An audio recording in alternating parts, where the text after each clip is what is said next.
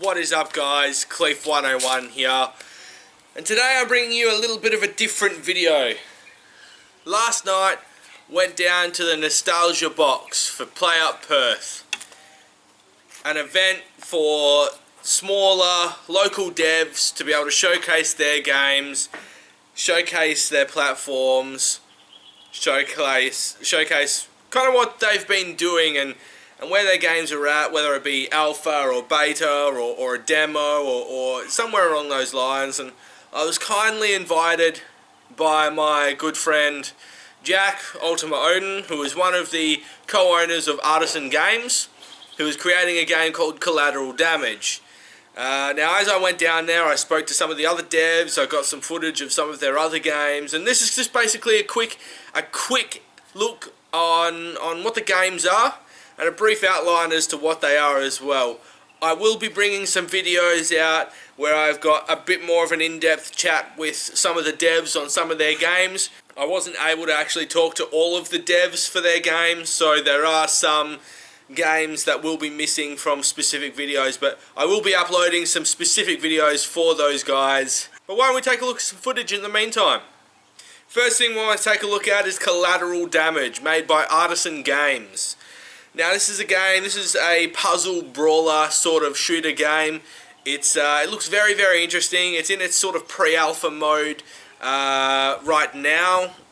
Basically, all that is available to you right now is 3 differing characters using 3 different types of strategy and gameplay style, and you basically kill each other and rack up points for it. You kill each other by using different moves. Different moves require different requirements to have them. Some use the energy bar that recharges as you get closer to the crystals around the map. Some are just melee attacks and you don't need anything for it. It's a pretty self-explanatory game, very basic mechanics. As I said, it's in a pre-alpha stage right now. It looks absolutely amazing. I cannot wait for this to actually come out. Yeah. The next game that we want to take a look at has been developed by Sam, and I think there was a woman there, but she wasn't there at the time that I was speaking to her, and I forget her name. She was introduced at the event a little bit later on. I do apologize, but they developed a game called Screen Fighters. Now this is a game that I can actually see being hugely successful once it's actually completed. They'd only spent a month and a half on this game before presenting it at this event, and this is the result of that game.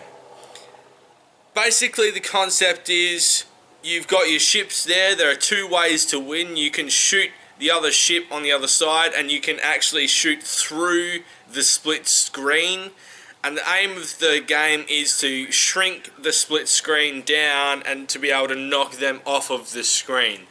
Screen fighters, right? It's pretty self-explanatory. The other way to be able to win is by collecting enough chests. Collecting chests obviously pushes the screen either side, as well as if you collect 10 gold chests, you win the game. Very basic sort of gameplay concept to get your head around. It's not very complicated at all, and I can see it being highly competitive with your mates, whether it be through an online fashion or just a mate on the couch sort of thing. And I can actually see you playing this for an hour, 2 hours at a time, having a couple of drinks, just having a bit of fun, having a bit of a laugh, getting really competitive and trying to win that battle. It definitely sounds like something that will succeed, and I do actually look forward to having this come out on the consoles soon-ish, hopefully. We'll just have to wait and see on that one. The next game that we want to take a look at is developed by a gentleman by the name of Michael, and the game is the Samurai Showdown. It's a very basic concept. It's actually quite an entertaining prospect, and in his own words, a game designed to be played with your drunken friends. Basically, the essence of it is you've got a couple of different modes: classic mode, time trial mode, and another mode that he wasn't able to showcase because he broke it. But basically what it is you've got your two samurais. It's very basic graphics right now. It will be developed into a more sort of complete game, but he just wanted to put something together for the event, just to showcase the sort of gameplay that will be involved within the game. But basically what it is you've got on the sidebars buttons that are scrolling upwards, and you've got to press those buttons faster than your opponent. Now every time you get a button correct, you win a point. Every time you do a button incorrect, you lose a point. So even if you beat your opponent in time, if you have less points, you lose. So it's more about precision than it is about speed. Now time trial is, you've got, I think it was 20 or 40 seconds to hit as many buttons as you can correctly, and the person who ends up with the most points at the end wins.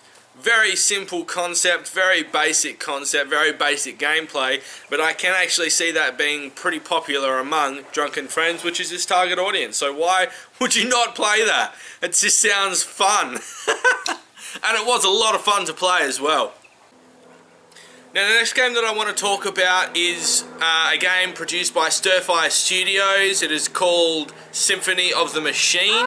It is a VR game that will be released on the PlayStation VR at some point when that does release. It is basically a game designed for a peaceful, cool down sort of moment. Instead of a game that requires a lot of attention and things like that, this is a game that you can sit back, throw on the VR headset and just chill. The demo itself was a game that can control the weather. You can use mirrors to divert the lighting beams to be able to hit different panels and change the weather outcomes. The demo itself had no real goal as opposed to any of the other demos that showcase the gameplay. But it does look like something that could be interesting. If you are after a VR game that reminds you and plays like just a calm, relaxing, peaceful sort of game, this is going to be the only one on the market. So definitely, if you are interested in it, go look it up. And last but certainly not least is a game developed by a bloke by the name of Gray, and it's called Little Bit Lost. It's a very, very intriguing game. Now it is in its sort of still early stages. He's been working on it for about 18 months by himself from the ground up, so he's built his own engine pretty much to be able to get this game out as well. So this is going to be a completely brand new experience. Now it's a sandbox game about a bloke who has been shrunk down to the size of an ant, and he's basically got to go around and find a way to, you know, get back to normal again. Now the gameplay itself was very reminiscent of a much better graphically enhanced Minecraft, I suppose. It was you know, you break the grass blades. You then had grass in your inventory. You can build blocks and everything out of it. There was a little bit of survival in it. There will be more coming to the game, but there was only a touch added to the demo. But for the most part, the demo itself was more about the exploration, the feel of the game, how everything felt and looked and just worked, I suppose. So it is, like I said, in slightly early stages. There will be a lot more coming through to this game. This is definitely a game that looks like it needs to be followed more closely. I would imagine that he's still going to need some more time to be able to get it out. But it is definitely a game that is worth looking into, especially if you're into sandbox games with a little bit of a different aspect about it. This is definitely something you're going to be looking into effectively if you're wanting to have a bit of an interesting story to play whilst playing a sandbox game as well. Because I know that there's not particularly a great deal of them out there. They're just basically sandboxes with, you know, not much else going on. Whereas this one will have a kind of objective to follow and proceed with. So it's a very interesting concept. It's a very, very interesting concept. It's pretty much one of the only ones of its kind with regards to the concept of being shrunk down and coming back up. I mean, there are movies and everything in regards to it, but in terms of gaming, I can't think of many games off the top of my head that actually implement that sort of idea. So go check it out. And that was PlayUp Perth. That was my first time at PlayUp Perth, and I must say it was very, very interesting to attend. It was very exciting to attend, and I really want to attend more because it gives me an opportunity to be able to talk to these developers about their games, where they're at, where the games are at, and introduce these games to you guys before they're announced on Steam or PlayStation Plus or the Xbox Live component, or depending on wherever they're going to be releasing these games for themselves.